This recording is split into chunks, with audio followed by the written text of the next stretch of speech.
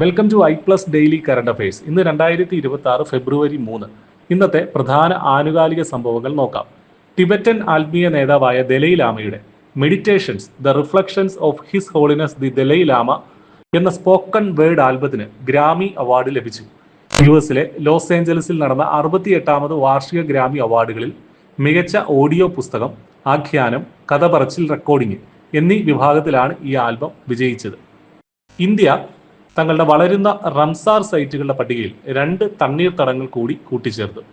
ഉത്തർപ്രദേശിലെ എറ്റയിലുള്ള പട്ന പക്ഷി സങ്കേതവും ഗുജറാത്തിലെ കച്ചിലുള്ള ഝരീദണ്ഡും റംസാർ കൺവെൻഷന് കീഴിൽ അന്താരാഷ്ട്ര പ്രാധാന്യമുള്ള തണ്ണീർത്തടങ്ങളായി നിയോഗിക്കപ്പെട്ടു. ഇതോടെ ഇന്ത്യയിലെ ആകെ റംസാർ സൈറ്റുകളുടെ എണ്ണം 98ആയി.